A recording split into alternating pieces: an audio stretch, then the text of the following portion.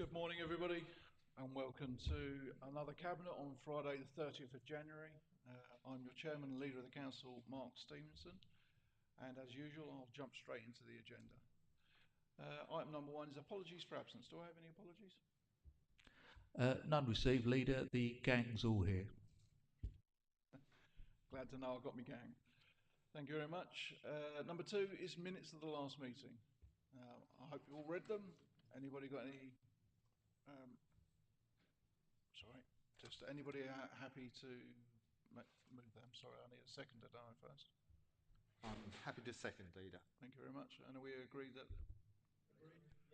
Thank you very much. I'll sign them in a second. So the third agenda item is declarations of interest. Do I have any declarations of interest? Councillor Henderson. Just to mention that one of the items, especially on the sports and leisure side, is that I am the ward councillor where the active running track is being mentioned within those reports. Thank you very much. On to, there are no other declarations? Sorry, just checking. No. Okay. So number four is announcements by the Leader of the Council. I've only got one, and it's I'd like to take a moment to remind residents that our community governance review for Clacton, Holland-on-Sea and Jowett Sands is now in its second consultation phase. This is an important opportunity for people to shape how their local areas will be represented in the future. We really want to hear from as many residents as possible. Your views genuinely matter and will guide our decisions we make. Whether you support the proposal, have concerns, or simply want to suggest improvements, please take a few minutes to share your thoughts through the consultation. This is your chance to help influence the future governance of our community, so I strongly encourage everyone to take part. Thank you very much. And then I'll move on to agenda item number 5, which is announcements by Cabinet members. And I'm going to go to Councillor Barry. Thank you, Leader. I'd just like to bring to everyone's attention the fact that we have won another national award for one of our car parks, and that Orwell Place has gained the Parkmark Plus award. Now, to achieve this award, car parks must demonstrate a wide range of responsibilities and already hold the Parkmark Award, Park Access Awards, etc. So Parkmark Plus is a very rare national award, and it's gone to the Orwell Place. We'll have more details, and I'm sure a further announcement will come. But I just thought that's breaking news, and I'd bring it to everyone's attention. Thank you. Thank you, Councillor Barry. And it's so rare that only a few councils in the whole of the country have that award. So could you pass on behalf of Cabinet our thanks to the team that have made that happen? Okay, I'm going to move us on to item number 6, matters referred to the Cabinet by the Council. And on this occasion, there are none. Which takes us to item number 7, which is matters referred to the Cabinet by a committee, which also, in this case, there are none. Which takes us on to item number 8, Leader of the Council's items, and there are none as well. Which takes us nicely on to item number 9, and this is, I'm not going to read it out because it's quite long, but it's Cabinet report for community value around Great Bentley. So I think this one is Councillor Cox. Thank you, Leader. And this report asks Cabinet to agree delegated powers for assets of community value and the determination of a nomination to register an asset of community value, namely Great Bentley Footpath 2 going through land at Crabtree Farm, Colchester Road, and land lying to the north of Sturrock Lane, Great Bromley. It recommends that Cabinet approves the determination internal review process is delegated to officers in line with the process outlined within the report for any future nominations received, and that subject to us agreeing that, requests the Chief Executive to identify the relevant directorate and officers to exercise the delegations, and agrees that the portfolio holder with responsibility for the oversight of assets of community value should be the portfolio holder for assets and community safety. And subject to the two recommendations I've just outlined, request the monitoring officer following consultation with the Chief Executive on the relevant service area, to make the necessary amendments to the responsibility for executive functions section within Part 3, Schedule 3 of the Council's Constitution. And following all those, following consideration of the contents of the report, determines that Great Bentley Footpath 2, going through land at Crabtree Farm, Colchester Road, Great Bentley and Land Lane to the north of Sturrock Lane, Great Bentley, does not meet the definition of an asset of community value as set out in section 88 of the Localism Act 2011, and determines that the asset should not be added to the Council's lists of assets of community values for the reasons set out in the report being notified to the nominating body. I'm happy to remove the report. It is a bit of a technical one, but I ask Cabinet to agree the recommendations that I've just outlined. Thank you, Councillor Cox, and I'm more than happy to second that. For clarity, this item asks Cabinet to approve the constitutional change to delegate the asset of community value determinations and internal reviews to officers, and to determine the Great Bentley nomination in line with the officer recommendations as set out in the papers. So I'm happy to second the recommendations as printed on page 22. Councillor Honeywood. Thank you, Chairman. My question is, how will members influence this in the future? It's obviously being passed to officers. So if we compare it, for example, to planning delegated decisions, members have got an opportunity to submit comments or even call it in, so a committee deals with a particular planning application. So in the case of this, how will members influence the decision? Okay, I think it's a technical response, so I'm going to go to Ian. I wasn't going to give a technical response, actually. I was going to give a more general response. Over the years of administering the asset of community value, as the previous administration, as this administration has found, is you actually have very little to no leeway as to whether it falls within the purview of being potentially a asset of community value or not. Even if it does, obviously, we know that the restrictions are, even if it does get designated, then there are restrictions around what you can and can't actually do. So I think that the first aspect around it is that these have been coming to Cabinet for as long as this has been in. Most authorities actually don't have them to come to Cabinet because it is very much in terms of the legislation. Does it fit in into the relevant requirements or not? And therefore, I know in the previous Cabinet and in this Cabinet, there have been times when you've either wanted to include them and can't, or can't include them, or wanted to not include them and had to. So I think that your point is well made, but I think that actually the ability for members to actually have a say and have a reasonable discussion about saying whether it can or can't is very limited. So I think that's a more general point rather than it being a technical point. Go with that, Councillor Honeywood? Yep. Councillor Bray. Sorry, before I there. And we will notify ward councillors as appropriate when the proposals are being made, so you can still respond to them as well. Sorry. We'll try again. Councillor Bray. It's all right. I'll have another go. Right. Yeah, I mean, I share Councillor Honeywood's concerns. It does seem to take one more thing away from councillors. We just don't seem to have enough input there. We are the elected representatives and we should be acting accordingly. So I have a little bit of a concern there, but not a great one. My question more relates to the reasons for the decision. The second reason, yeah, fully appreciate. The first reason seems a bit strange to me, which it wouldn't further the social well-being or social interests. I would have thought any footpath would help with well-being and social interests, but there you go. And also, when I looked at the legal precedent put forward on page 23, that seems to be referring to entire fields. We have footpaths along the side of lots of agricultural fields all over the district. So are we suggesting then that none of them could be brought forward in this way? I've got to be honest, I'm no expert on footpaths, so a little clarity would be useful. Thank you. I'll do my best with the clarity. So as Mr. Davidson has just said, there's very little wiggle room. And as he also said, we're going to be letting the ward councillors know. So to address your first points around the councillors not having a say, and we currently probably don't have a say anyway, but we're still telling you, you know, it's not something we're taking away from the councillors as such. It's just like this is normally dealt with by officers.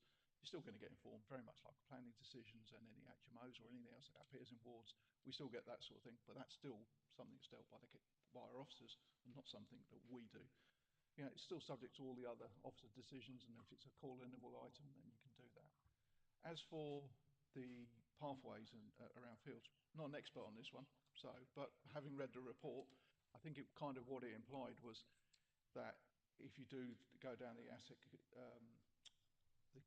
community value, how do you differentiate the path from the field? So, so I think that was a part of what the report said. Going to go to the portfolio holder as well. So, Just for clarification, in terms of the footpaths, they are governed by specific legislation anyway, so it would fall without the remit of assets of community value anyway.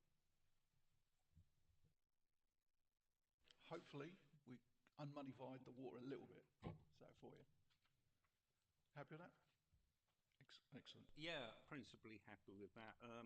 So just to clarify again, with regard to councillor involvement, we will be notified, and that's lovely.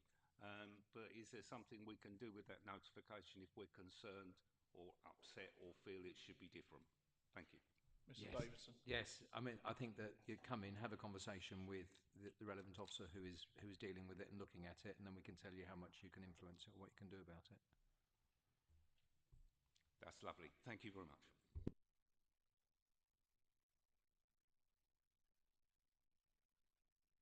And as Mr. Simmons has just whispered in my ear and reminded me, obviously, that officers also, if it is so contentious or politically contentious, and you want to discuss it at Cabinet, it can be, we can refer it back up to Cabinet, because as a decision of officer, any delegation can be referred back up if it did become very political.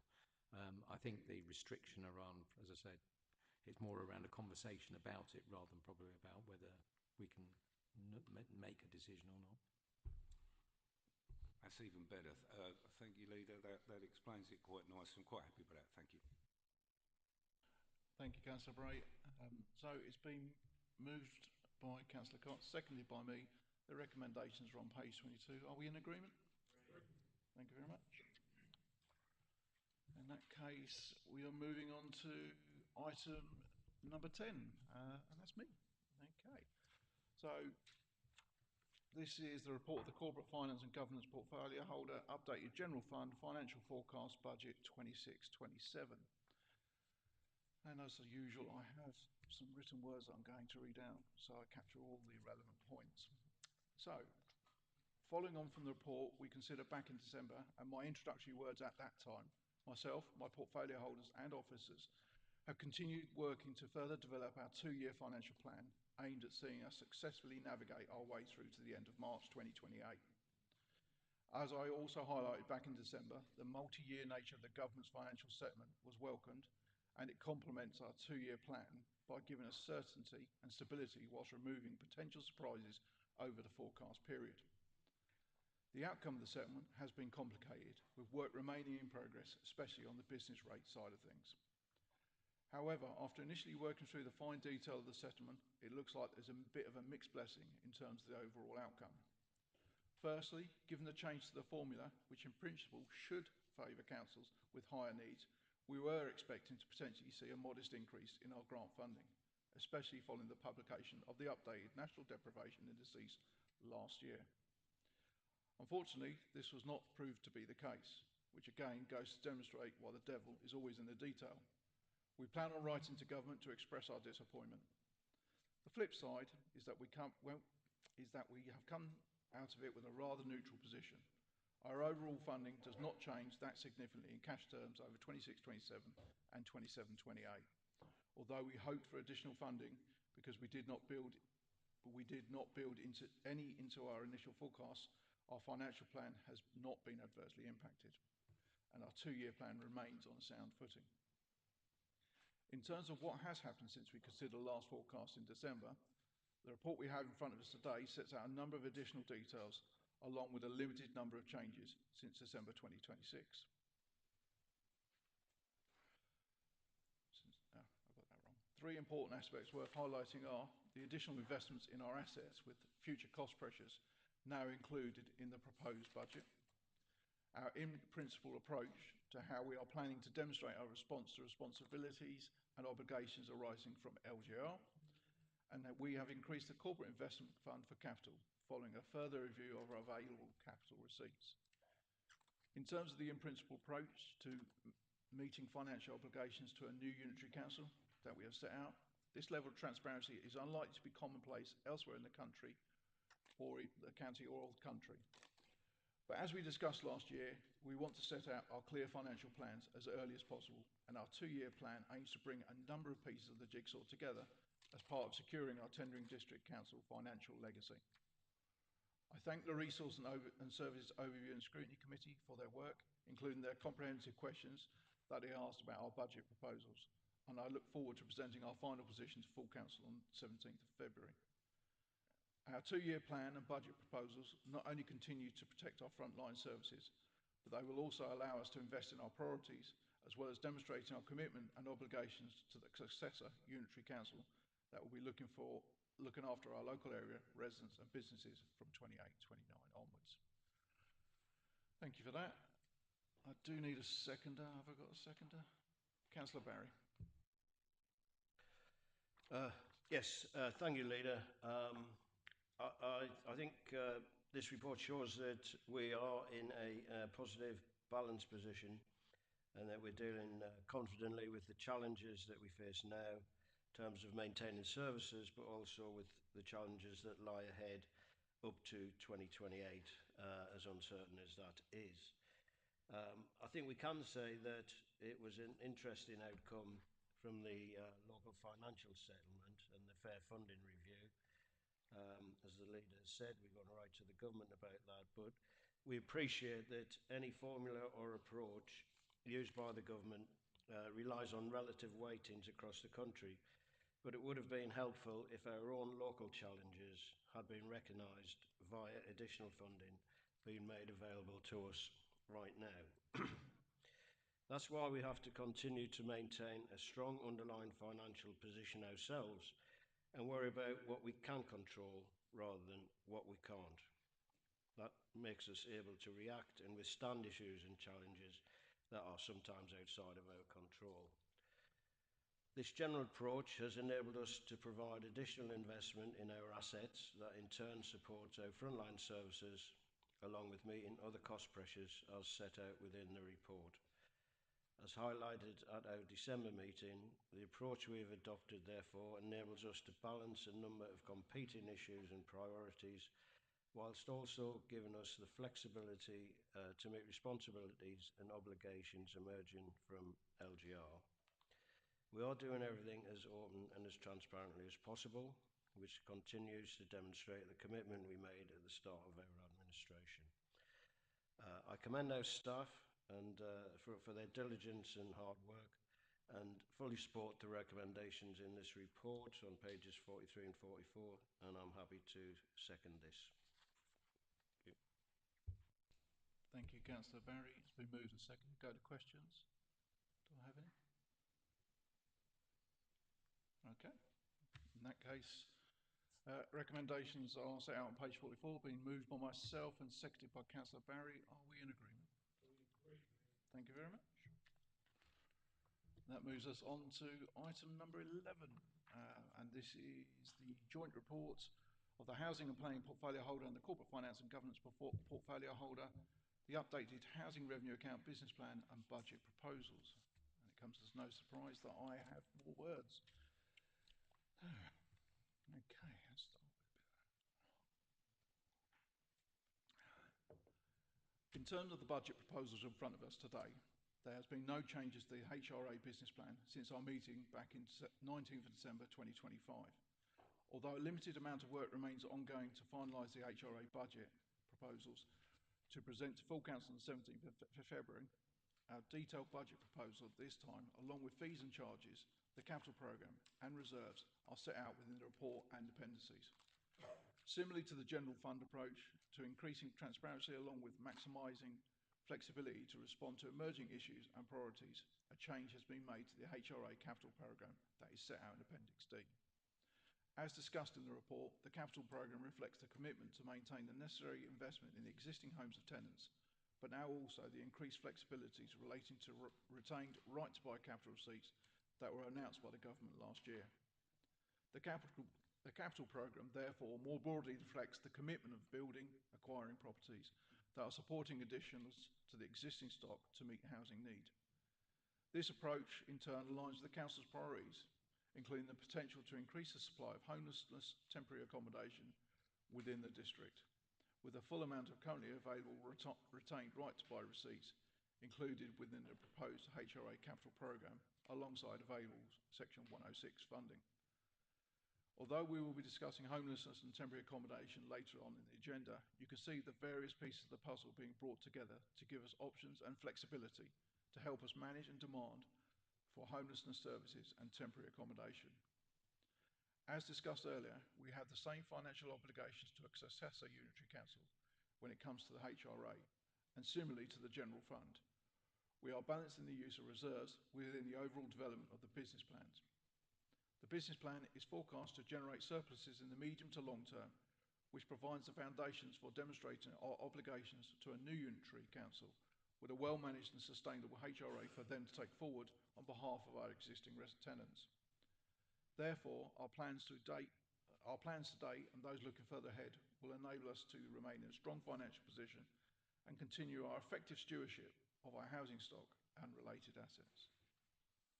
Okay, and I'm happy to move that. Do I have a seconder? Councillor Baker. Thank you, Leader. Excuse me. I have pleasure in seconding the report, and similarly to the general fund position, it is good to see that we are able to continue to meet the financial challenges within the housing revenue account, and therefore excuse me, the continuation of a sustainable way ahead. As highlighted at our meeting in December, the government's commitment to a 10-year rent setting policy, along with the planned repayment of debt and our managed approach to the business plan, has enabled us to remain in a good place as we look forward to 2026-27. I look forward to supporting the sound business plan and budget when it is presented to full council in February. Thank you. Thank you, Councillor Baker. Do I have any questions or comments around the HRA budget? Mr. Davidson. Yeah, a couple of questions. No. All I was going to say, I must be feeling mischievous today, wasn't I? All I was going to say was that for members, we'll have an all-member briefing, which, as in the past before council, we'll talk through to give you more details, so that when you go to council in your debate, you will have had the opportunity to talk through with Richard in particular, and both the HRA and the general fund. Thank you. Okay. It's been moved by myself. It's been seconded by Councillor Baker. The recommendations are on page 73. Are we in agreement? Thank you very much. Which moves us on to agenda item number 12, and it's definitely turning out to be the Councillor Stevenson show.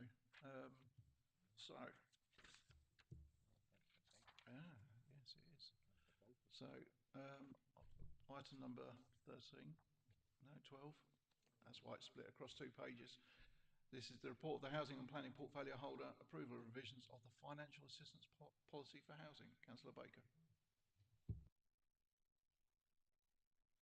Thank you, Leader. This report provides Cabinet with an update on the Council's use of the Better Care Fund allocation and seeks approval for the Financial Assistance Policy for Housing to be approved, being an update to the Financial Assistance Policy for Private Sector Housing that was previously approved by Cabinet in 2020, with minor amendments made under delegation since then. The report before us is comprehensive in its detail, and I'm grateful to the Housing Manager Grants and Adaptations for providing it to us.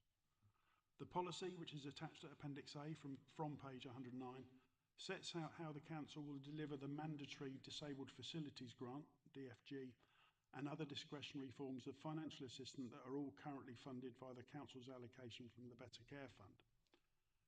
The DFG and other forms of assistance fund home adaptations such as wet rooms, stair lifts and ramps, and it can also include works to prevent hospital emissions such as replacing heating systems. In the financial year of 2024-25, 155 applicants benefited from such assistance, the Council agreeing grants totalling £1,480,000. This has enabled residents to continue living independently at their home and preventing hospitalisation. For the financial year so far in 2025-26, the Council received an allocation of £2,879,000 from the Better Care Fund.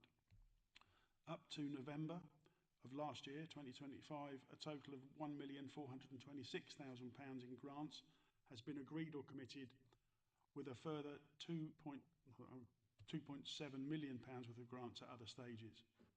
That consists of over 400 active cases, with 132 grants already completed, and since the 1st November 2025, a further 54 grant payments totalling £394,000 have been processed. Historically, over many years, the Council's annual spend through the policy has been lower than the allocation. Therefore, with amounts carried forward, there is a budget currently of £10 million. In order to better align the actual support that is made available via the policy with the annual Better Care Fund allocation of funding, including budgets carried forward and maximising the number of tendering residents who will benefit, it's been necessary to review the policy to identify potential amendments to meet this aim. Leader, it's also important to highlight that the policy must prioritise the DFG and other forms of discretionary assistance before other potential social care capital projects can be considered. The following revisions to the policy are proposed, having taken into account why residents may not have sought or declined support. Renaming the policy to the Financial Assistance Policy for Housing, removal of means testing for the mandatory DFG, increase the maximum grant amounts for discretionary options, remove the repayment condition for DFG for owners except for extension works, retain council tax reduction as a passporting benefit for means tested grants, incorporate the council adaptations policy as per Ombudsman issued guidance, retain the discretionary stair lift grant, reintroduce an option for housing renewal assistance via repaid financial assistance policy capital funds to support social care, named discretionary renovation assistance, introduce a tenure neutral discretionary help to move grant for those unable to have adaptations. Leader, that's a very brief introduction to this policy. There is plenty of further information with the rest of the report, and by us adopting this policy today, it is hoped and anticipated that those residents who were unsuccessful over the last few years and may not have managed to get necessary work completed privately will return. The recommendations are shown on pages 94 to 95 of the agenda, and I commend them to Cabinet. Thank you. Thank you, Councillor Baker. I'm going to go to Mr Davison before I get a second. No, sorry, take your second. Which is me. I'll do it quickly. I'm happy to second that. Mr Davison. Sorry. I'm just going to make a kind of an LGR step out of kind of like just an LGR comment for, and around the work we're doing. And I think that actually what we're trying to do here is make sure that DFG doesn't just go into some amorphous pot, but actually is focused on the need of tendering and the need of our residents. And I think that this change to it has been in part been done because there has been some restrictions which have lifted, but also in terms of very much within our mantra and passion around saying putting tendering in the best possible place, because this pot and use this and revising it in this way is what we have worked to. So I just want to say there is a context to this, that it doesn't just sort of sit in some amorphous pot, but actually is much more focused now and able to be focused on for our residents and those needs, which is why this report has been brought before you today. Thank you, Mr Davison. I did have a few words written on it, and Councillor Baker's taken half of what I was going to say, so I'll just try and wing my way through it. But at its heart, this item is about making sure people get the support they need when they need it. The policy strengthens the help available to households who may be facing difficult circumstances, ensuring that barriers are reduced and the Council is responsive, fair and compassionate in how it delivers assistance. Residents should feel confident that when they come to us, We are ready to act and able to make a meaningful difference. This is also about creating stability. When residents are supported early and effectively, it prevents small issues from becoming large ones. That benefits individuals and families directly, but it also helps our wider community by reducing pressure on essential services and ensuring that support is targeted and accessible. Most importantly, it reflects our values as a council. We want a district where people feel secure, included, and able to maintain their well-being. This item strengthens that commitment. It shows that alongside our responsibilities in governance, we are focused on the people behind the policies, those who rely on us to do the right thing. And for those reasons, I am very happy to second this item. It's been moved, it's been seconded. I'm happy to go to questions and comments. Do I have any? Okay, so it's been moved by Councillor Baker, seconded by myself. Recommendations are on page 94 to 95. Do I have an agreement? Thank you very much.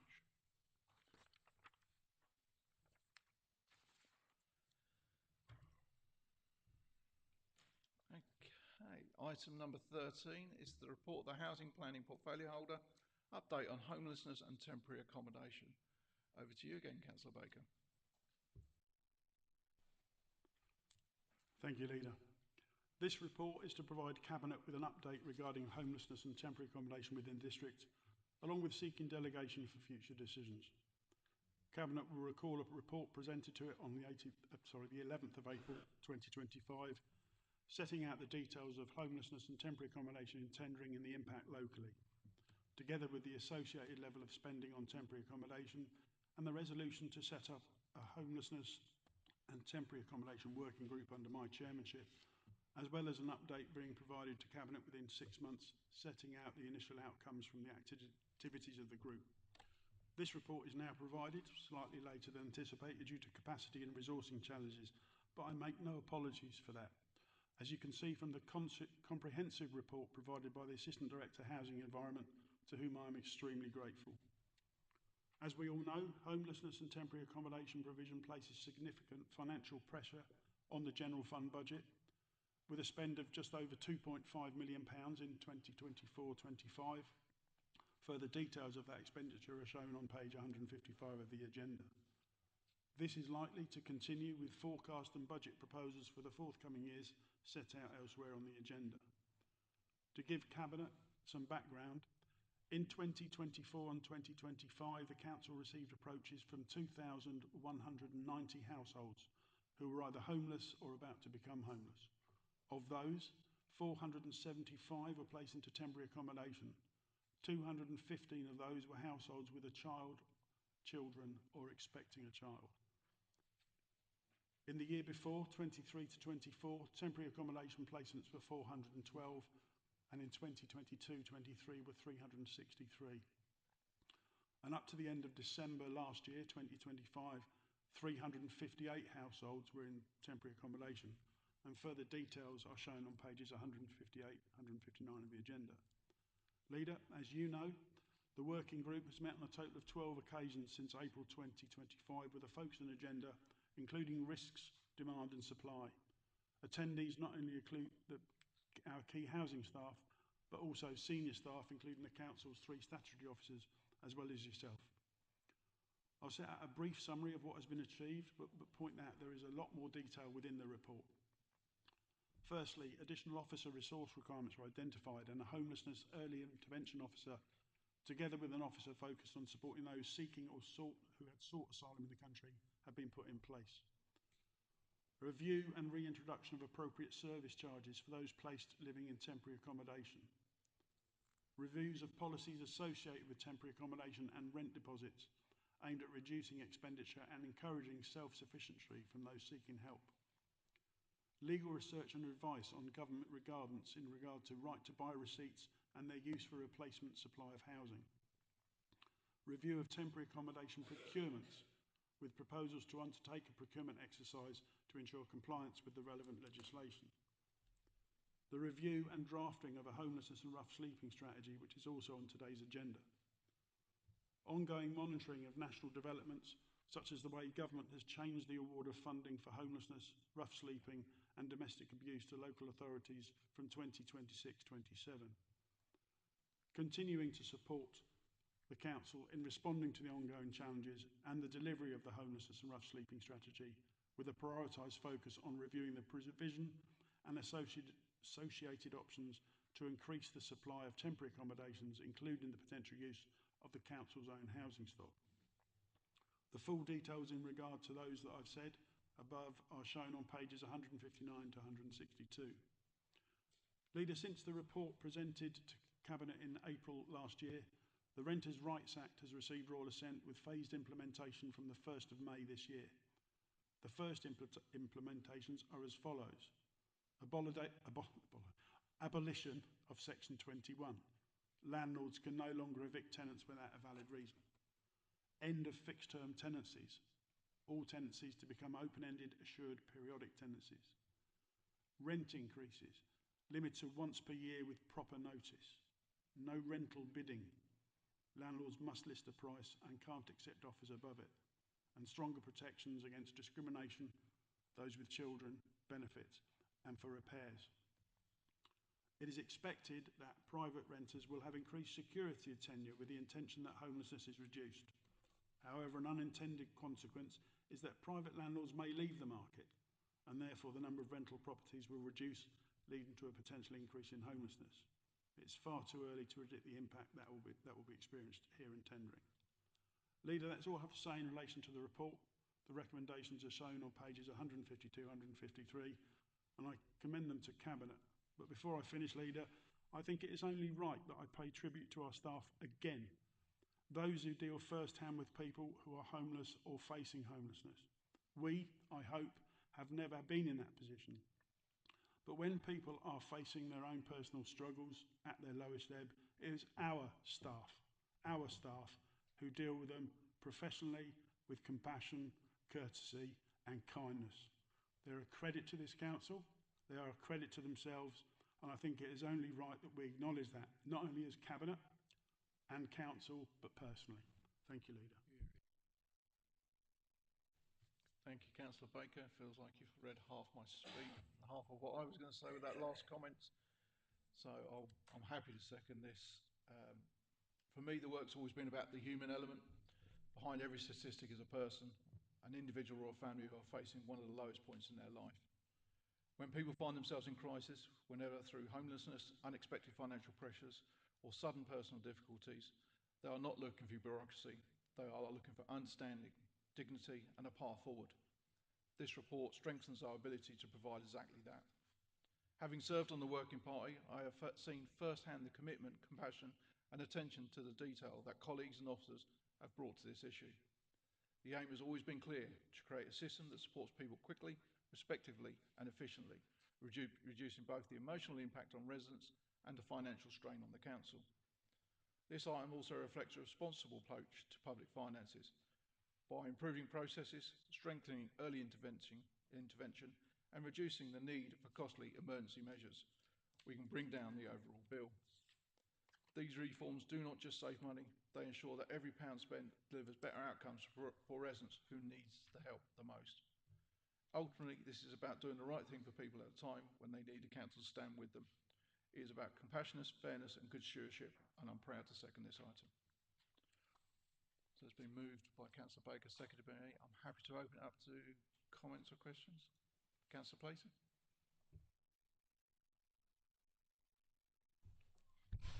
Yeah, thank you, Leader. I'd just like to comment from the health and wellbeing perspective.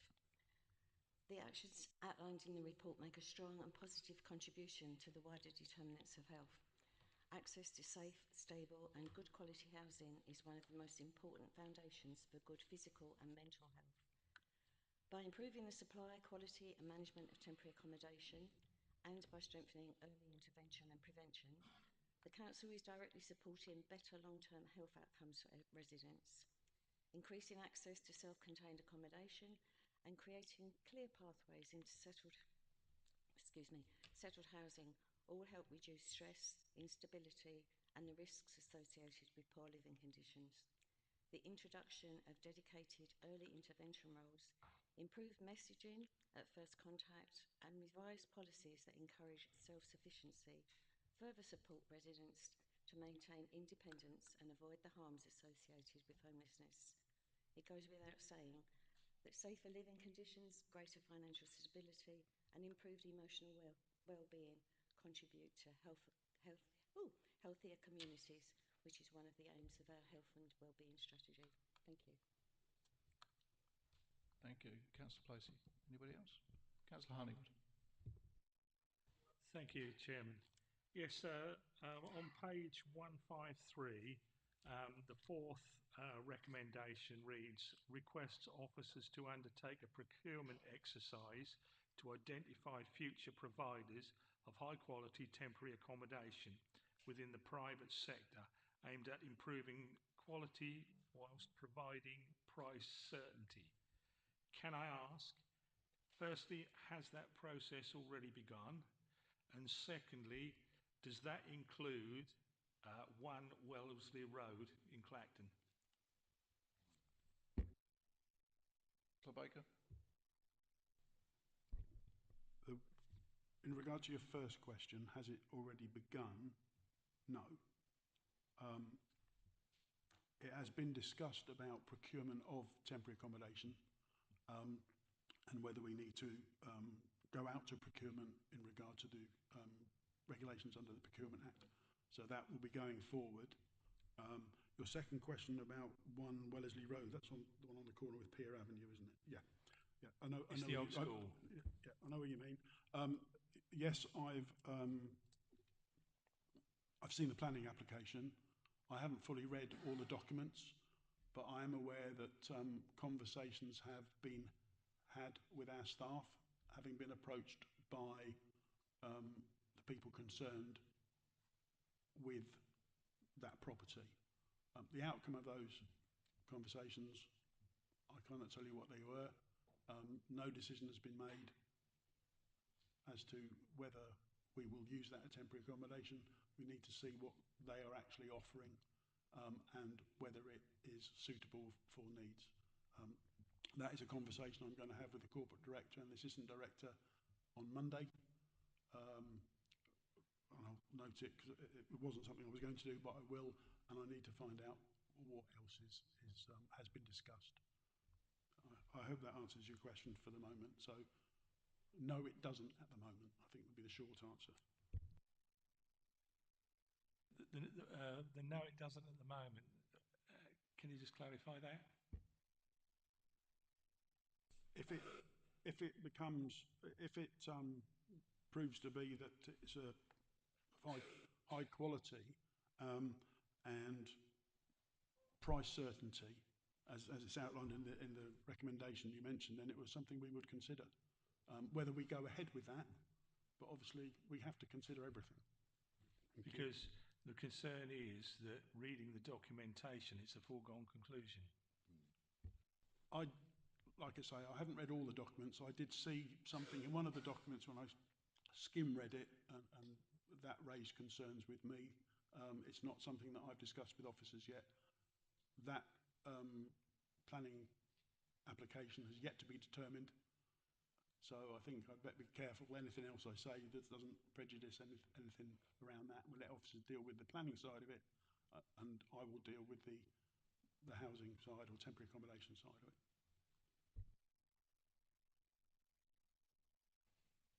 Okay. Any other questions? Councillor Bray. Thank you, Leader. I just wanted to dig in. First of all, clearly there's a lot of work being done by the Working Party. I can see that, and a lot of it's gone in. I just wanted a little clarification, if I can, on one or two of the items at the bottom of page 161, where we say that obviously we have the Spendle situation, which, although it was a little bumpy getting there, has proved to be a big success. And I note that there are no other suitable ready-made properties of similar size, or none available to purchase at this point. So I get that. As we move further down, I look and I see here reconfiguration of existing council-owned assets could mean adopting a flexible approach to future use, and that reconfiguration could potentially be completed within 12 months, which does seem quite quick. So that's interesting. When you say reconfiguration of existing assets, are we talking about perhaps converting houses to flats, or are we talking about larger buildings that perhaps we own or have control of and converting them into flats? What are we looking at? What do we mean by reconfiguration, and reconfiguration of what, more generally, is what I'm after. Councillor Baker? Am I on? Yes. Okay, so with regard to your first comment rather than a question about ready-made properties, there aren't any, and if there were, they are far too expensive for us to even look at because of the work that we would need to do to bring them up to the standard that we have at Spendles. With regard to existing council-owned assets that could meet this need, no houses, not turning houses into flats. We do have, obviously, across the housing estate, we have a number of void properties that may be suitable for temporary accommodation. Flats mainly, although there are a smattering of houses, but we do have families on the waiting list, so flats would be more appropriate. I'm not going to discuss where in public because at the moment it's in its early stages. The 12-month period, I think we can do that. And I think I'll leave it there, Leader, for the moment. Thank you, Councillor Baker. Councillor Bray? Thanks, Leader. That's given me a little bit of an explanation. The 12 months does sound tight if you're doing major changes, but if you say it can be done, I'm happy to accept that.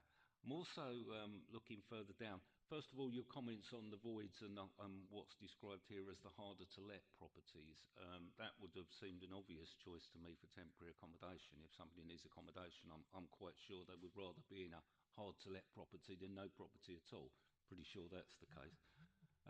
You also, one of the other things that's here is working with existing secure tenants to potentially offer alternative properties as part of creating vacant blocks. Just to clarify that, are we talking about perhaps where we have a line of properties, we are asking people to move elsewhere to create a line of properties that are available for temporary? That's the way I read that. Have I got that right? So if you're going to convert, reconfigure, or however you wish to put it, it would help to have all those in one place.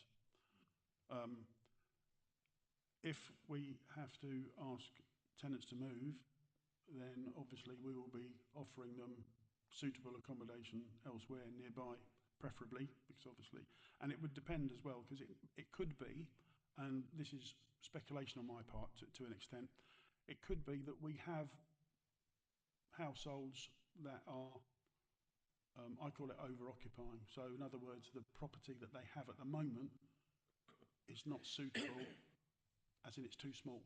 So they're over-occupying. It could be a family of 4 in a 2-bed flat, something like that, which, you know, it isn't ideal, but as you've said, it's a roof over their head. And then hopefully we can move them on to somewhere more suitable. I think I've answered the question. I'm going to jump in because I'm also on the temporary accommodation. I think we're looking on the back of Spendles, where we've managed to take all of the families out of bed and breakfasts and hotels in the area and put them into Spendles. Now, we haven't just abandoned them there. We've got officer support there, and it's a wraparound service. And that's what we're particularly liking about that area, is that we've had quite a transition through there of families who have gone on to find secure accommodation and everything else. And we're not just stacking up temporary accommodation elsewhere. But we do have a problem around our single accommodation, and we still are in bed and breakfast, unfortunately, with those people. So we're looking for a solution around those values, and that's what that's kind of aiming at. That 12 months that you talk about, I think that's an aspirational, but you've got to have a goal, you know. So we'd like to deliver it in 12 months, you know, but as we found out with many projects, you know, you have the best will in the world to deliver it in 12 months, and then something goes wrong, you know, that you haven't foreseen. So I think that's where we are with the 12 months. You wanted to come back with another question? Yeah, just one last part. The part where we're talking about working with secure tenants, which we've just talked about. I'd like to think that it says here that we would offer alternative properties. I'd like to think that at no point would we force people who are currently living in their homes to move. Is that the case? I wouldn't agree to that at all. They have a secure tenancy. If they move, they have a secure tenancy. And like yourself, I'm not going to force any of our tenants to go anywhere. But obviously, it could be that some of them think, actually, I want to move somewhere else for whatever reason, nearer a school, nearer to work. Or, like I just said, it could be because what they're offered is what they actually need rather than what they've got. Brilliant. Thank you, Leader. That will do. Thank you. Okay. It's been moved by Councillor Baker, seconded by me.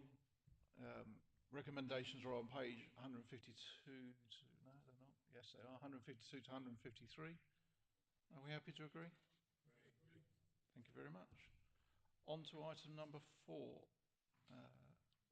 15 even, 14. All over the place with these sheets today. Approval of the homelessness and rough sleeping strategy. Once again, it's Councillor Baker.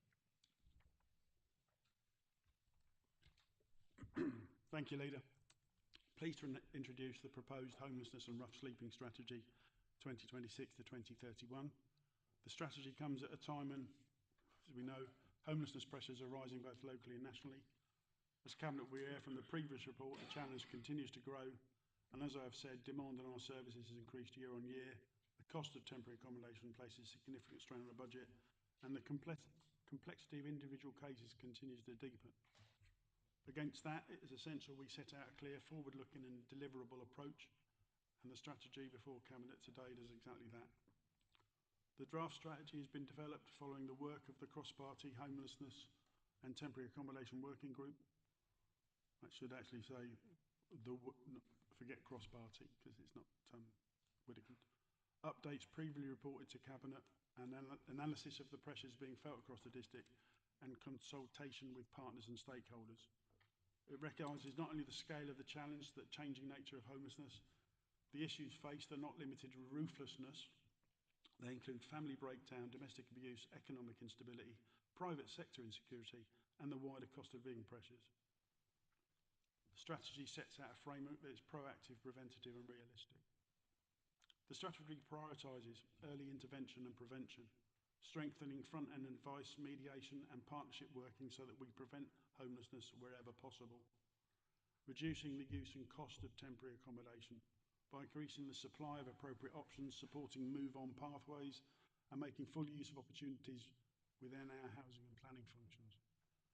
Supporting rough sleepers with tailored person-centred solutions.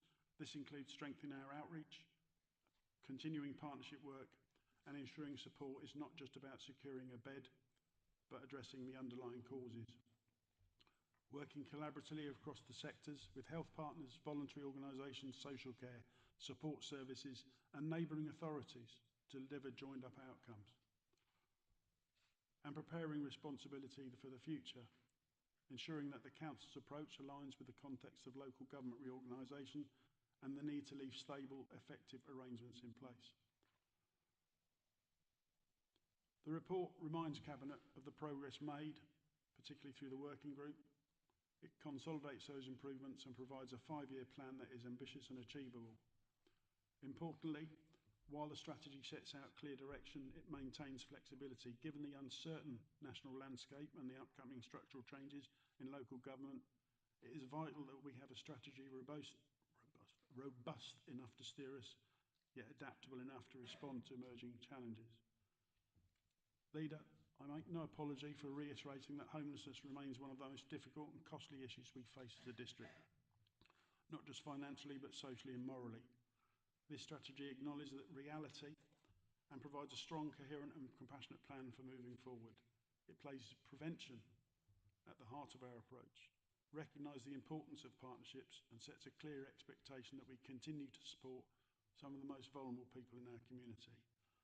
I move the recommendation as set out on page 164. Thank you, Leader. Thank you, Councillor Baker. It feels like the Baker and Stevenson show at the moment, doesn't it, a little bit? So, I'm happy to second this. This strategy is both timely and essential.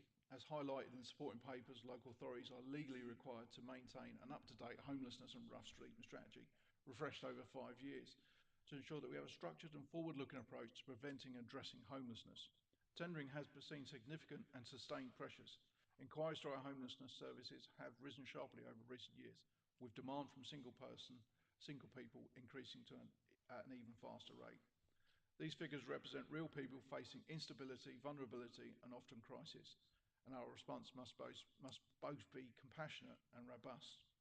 The strategy sets out clear priorities for early intervention, partnership working, and increasing access to suitable accommodation. These priorities build on the progress already made by our teams and partners in strengthening prevention work, improving the quality of temporary accommodation, and helping households move on to stable housing. We also cannot ignore the broader context of local government reorganisation. While the shape of future governance may evolve, the need to tackle homelessness will remain a statutory and moral responsibility.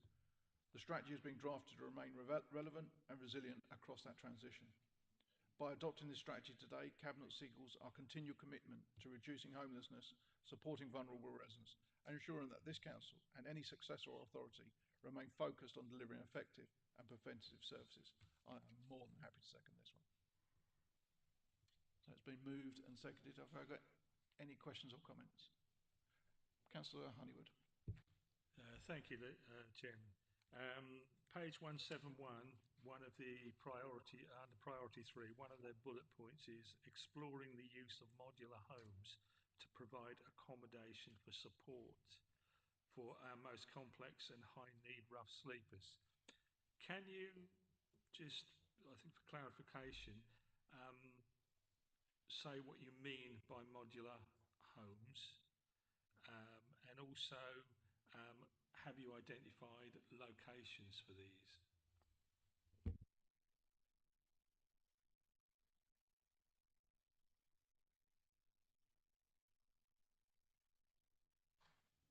Councillor Baker.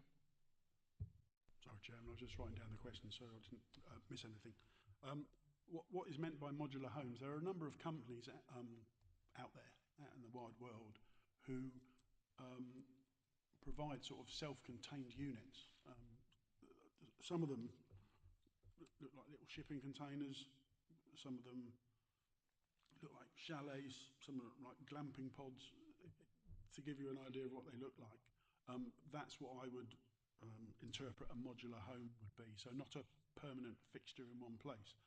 I've actually seen, when I was perusing YouTube not so long ago, that in certain countries, not necessarily here, I haven't seen any here, but they're using small self-contained units that are movable in Japan.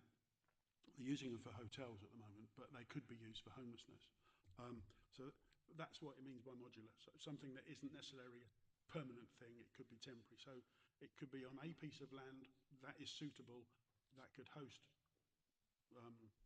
something like that for a certain amount of time. Locations? No. Short answer, no. No sites have been identified. Like I say, it's, explore the use of, where's the demand, what's suitable, what's affordable. I think that's about it. Thank you. Thank you, Councillor Baker. I think the key words were there, explore.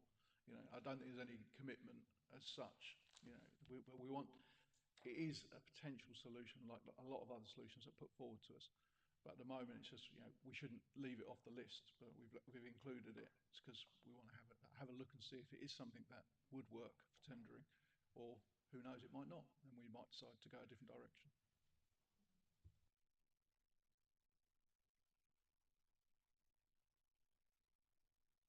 It's been moved by Councillor Baker, seconded by myself. The recommendations are on page 164.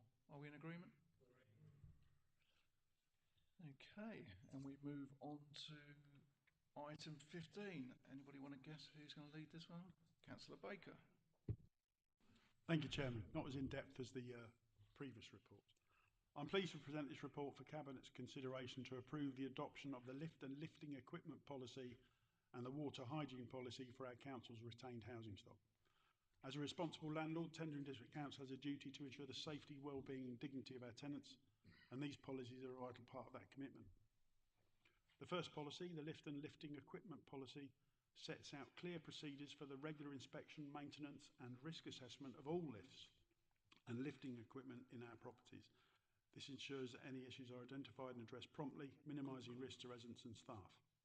Similarly, the water hygiene policy provides a robust framework for managing the risks associated with Legionella and other waterborne hazards. Includes regular risk assessments, monitoring and swift action where necessary to protect our tenants' health. Both policies have been developed in line with current legislation and best practice, and they reflect the enhanced expectations set out by the Social Housing Regulation Act of 2023 and the Regulator for Social Housing. They've been shaped with input from tenant representative staff, and they will help this council to maintain high standards of compliance, tenant satisfaction and operational resilience. By adopting these policies, Leader, we are not only meeting our legal and regulatory obligations, but also demonstrating our ongoing commitment to providing safe, high-quality homes for our residents. I commend the policies to Cabinet and move the recommendations as set out in the report on pages 189 and 190. Thank you. Thank you, Councillor Baker. And for once, I'm not seconding it. Have you got a seconder? Councillor Smith. Thank you, Leader. I'm very happy to second the recommendations for agenda item 15. These policies are more than just documents. They are a clear demonstration of our commitment to the safety and well-being of our tenants. By formalising our approach to the management of lifts, lifting equipment and water hygiene, we are ensuring that our housing stock is maintained to the highest standards and that we are fully prepared for the increased scrutiny and expectations brought by recent regulatory changes. I would like to thank the officers for their thorough work in preparing these policies, and I welcome the commitment to regular review and improvements as standards evolve. For these reasons, I am pleased to second the recommendations and urge Cabinet to adopt these important policies. Thank you. Thank you, Councillor Smith. So it's been moved by Councillor Baker and seconded by Councillor Smith. I'm going to go to questions or comments. Have I got any? Okay, in that case, as I just said, it's been moved by Councillor Baker, seconded by Councillor Smith. The recommendations are on pages 189 to 190. Are we in agreement? Thank you very much. Which moves us on to item number 16, report of the leisure and portfolio holder, portfolio holder, the sport and activity strategy update. And you can take a break, Councillor Baker. This one's going to Councillor Barry. Right, thank you, Leader, and congratulations to my colleague for 5 successive Cabinet items there. Well done. So we're on agenda item 16. As you're aware, in September 24, this Cabinet adopted a new sport and activity strategy, setting out a district-wide and evidence-based approach to increasing physical activity and improving health outcomes and expanding wellbeing opportunities. The accompanying action plan in that strategy has enabled this council to attract significant external investment and funding. In turn, that funding has helped to accelerate the delivery of our local priorities. If I can just refer colleagues to A8 Appendix A on page 230 of this report, that outlines the funding of approximately £4.75 million secured to date as a result of our strategy and the hard work of our officers. To support the next phase of our action plan and take that secured funding to near £5 million, this report recommends accepting £210,298 from Sport England's Place Partnership Programme. This is part of a wider allocation for tendering to deliver priority actions in partnership with Active Essex and Colchester City Council. This funding, the £210,000, will support 3 projects. Firstly, the activation of a new ride and play facility at Clacton Leisure Centre. There's £50,000 being allocated to that, so that once it's constructed, this will support the activation, and the plans for that facility are in the process of being prepared for consultation, and that's a very exciting £2 million project, and that'll be live in the near future. The second part of the funding will create an expanded active wellbeing programme, and there's £100,000 going towards that, and that'll be across the district. That will provide two posts that the expansion of current existing programmes, Back to Health, Active for Life, and it will promote sessions for people of all abilities, including those with disabilities, mental health conditions, autism, dementia, or long-term health needs. And this is all being brought together by the creation of a new active wellbeing programme, and the significant share of this budget will be used to recruit 2 new staff members who will help to deliver this wider range of options across the district. And the third part of the funding is match funding towards the Community Sport and Activity Manager post that was created by the strategy, which has been in place for the last 6 months. Taken together, these initiatives will enhance inclusive and accessible activity opportunities across the district. The report will also seek approval for match funding for an active track feasibility study in Harwich, working with England Athletics, and a small investment to enhance a digital platform managed by Active Essex. This will enable residents to more easily locate local sport and activity opportunities. This was the most repeated request during the recent strategy consultation process and has been confirmed by resident forums and discussions which I've been attending during the last 2 weeks. Overall, these measures maintain our strategic momentum and progress, and I would like to move the recommendations as set out on pages 215-16 of this report for adoption. Thank you. Thank you, Councillor Barry. Do you have a seconder? Councillor Scott. Thank you, Leader. I am pleased to add my support to this report, which represents another important step in strengthening our opportunities for residents to lead active, healthy lives across our district. Over the past year, we have seen real momentum building behind our commitment to broaden participation in sport, physical activity. What is before us today builds an on progress, unlocking further national investment and deepening our collaboration with key partners, including Sports England, Active Essex, Colchester City Council. Their confidence in our approach is reflected to the substantial funding now available to us. The proposal set out in the report will allow us to move forward with these 3 targeted initiatives that will make tangible difference to our communities, from bringing the new community ride play facility to life, widening the reach of our active wellbeing officer, to sustaining dedicated leadership provided by our community support and activity manager.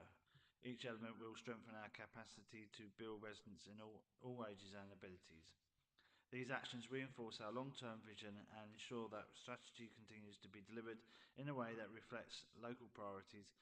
I'm confident that approving this report will help us maintain the positive trajectory we have established, and I'm pleased to second this, Chairman. Thank you, Councillor Scott. And that's the sport and activity strategy update. It's been moved by Councillor Barry and seconded by Councillor Scott. So I move to questions and comments. Do we have any? Councillor Honeywood. Thank you, Chairman. Obviously, we are the delivery partner for this. So can I ask, are you sure we can deliver this within the required timescale? Yes, is the honest answer. I think there's been discussions prior to the allocation of the actual money. There was obviously discussions with the partners as to what the money would be used for, how it would be delivered, and it fits sort of overall within our strategic aims and objectives, which have been delivered so far. We've got a full-time staff member working on it, and as part of this accepting this funding, there will be another 2 staff members recruited from April this year to assist delivery of these proposals. So yes, I would be confident that we have the capacity. I think I'd just jump in there as well. I mean, it's great, seeing how much money we've got coming in. To answer your question, I totally agree with Councillor Barry, um, yeah, Councillor Barry, that we will, push to get this done in the 2 years. But that is based on knowing what we know now. How many times have we come across unforeseen circumstances that might derail something? So I just want to add that little caveat. But also, we're talking about LGR. I do wish people would stop thinking that when we get to LGR, it's a cliff edge and everything falls off one side and starts again on the other. Things transfer into things, and if it doesn't, for what unforeseen circumstances doesn't meet the 2 years, then we'll carry it through into LGR hopefully. So just wanted to say that.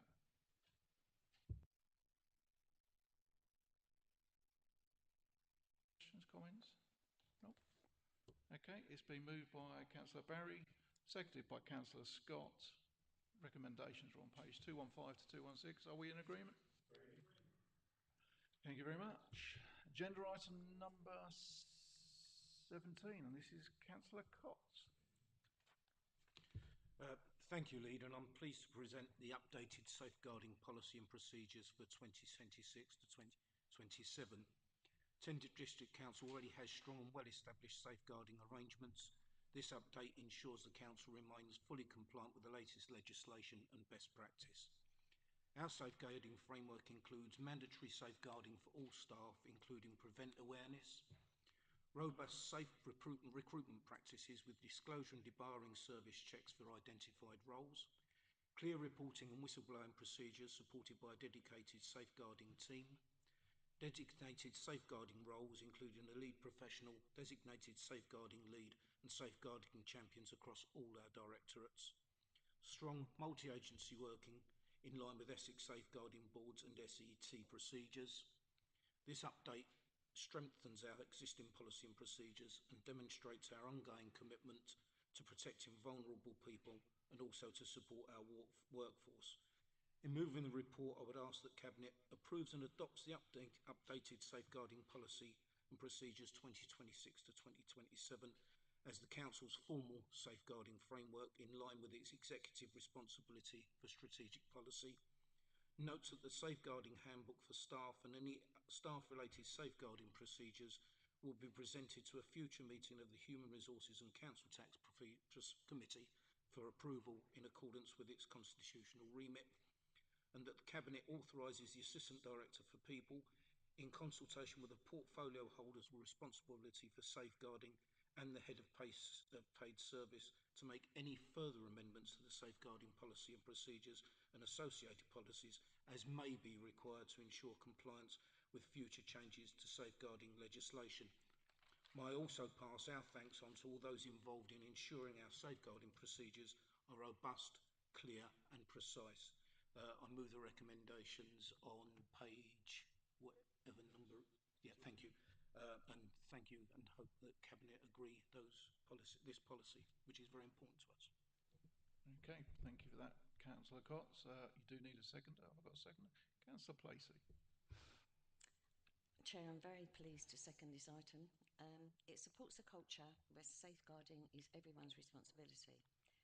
I particularly welcome the policy's contribution to the health and well-being of both our residents and workforce. Safeguarding is not an isolated function. It underpins the physical, emotional and psychological safety of children, adults at risk and our staff. The policy reinforces the importance of mandatory training, clear reporting routes, safe recruitment processes and strong multi-agency working, all of which help to create a healthier and safer environment across the district. By approving this updated framework, we ensure robust monitoring, regular review and consistent practice across all service areas. This represents a clear investment in organisational resilience and community well-being. As I've already said, I'm very happy to second the recommendations on page 236. Thank you.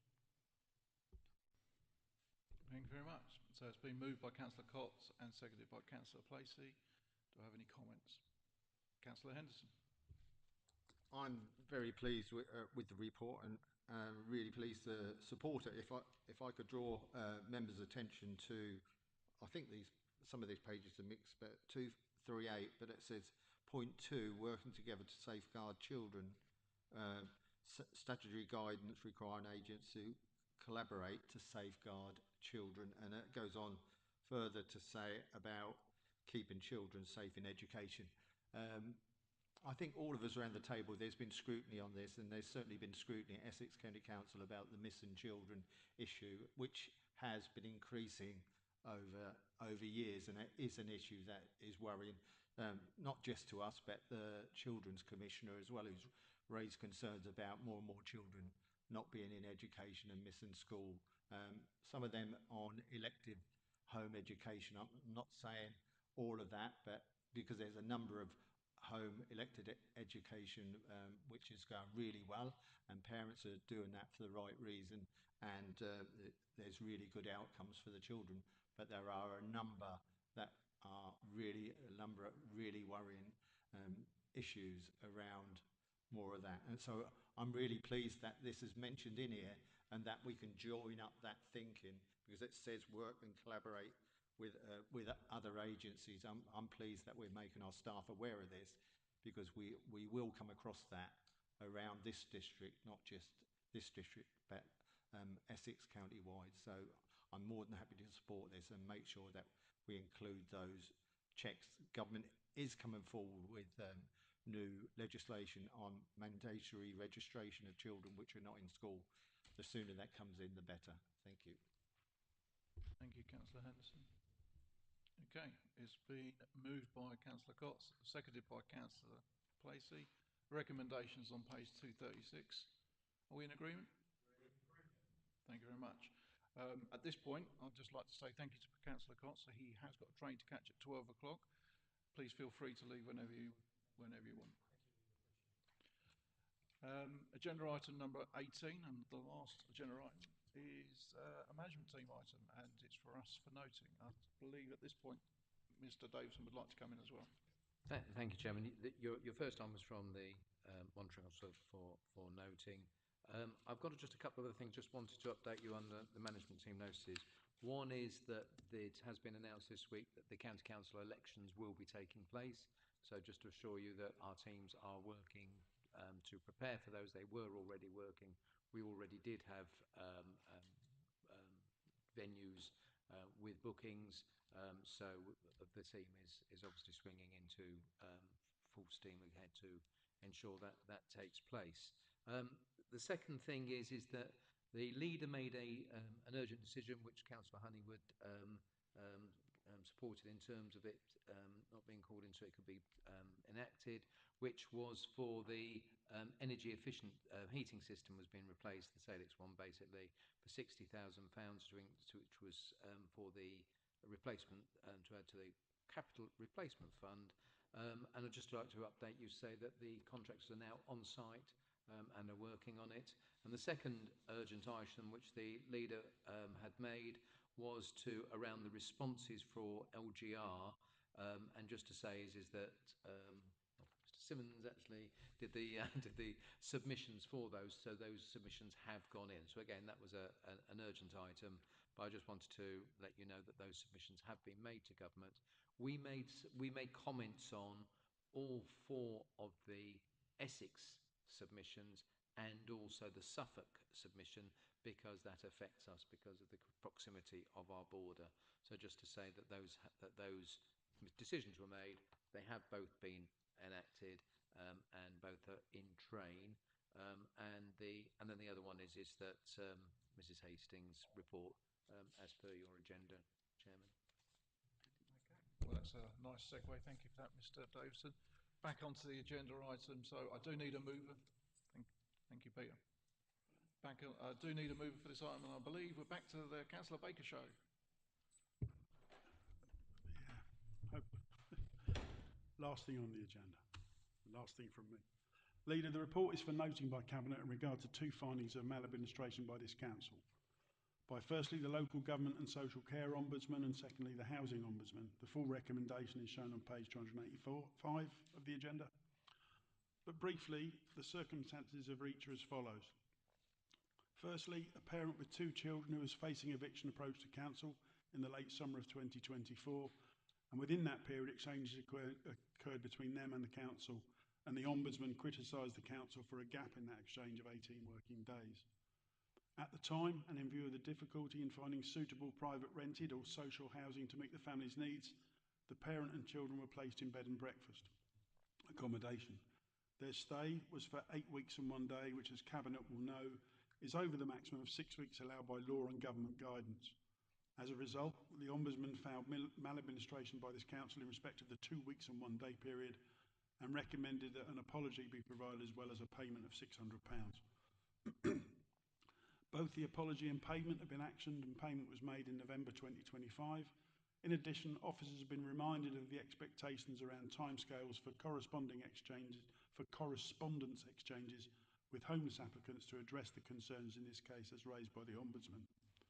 Since the date of that event, Spendles House has come online, and currently this council has no families in bed and breakfast and has not used any since October of 2025, and that was only for about a week. The second finding is in relation to a leaking roof at one of the council's properties and the significant delays in completing those repairs, as well as a lack of regular updates to the tenant. Pleased to say that the repair works were completed satisfactorily. The council recognised the issues raised in the complaint and that the delays were unreasonable. There have been lessons learned from this, and the council has said how it would improve things in the future. An offer of £900 compensation was offered, which the Housing Ombudsman has considered to be reasonable. The council also issued its final response to the tenant's complaint outside of the timescales within this council's complaints process, did not acknowledge this delay despite the tenant having to chase that response. Therefore, the Housing Ombudsman determined there was fault by the council and ordered to pay a further £50 in recognition of that failing. An apology has been provided to the tenant, and payment was made in early December 2025. And again, officers have been reminded of the requirements of the complaints policy in respect of response times, and where these cannot be achieved for genuine reasons, there is a requirement to keep in touch with the complainant. Legal recommendation is shown on page 285 of the agenda for noting. Thank you.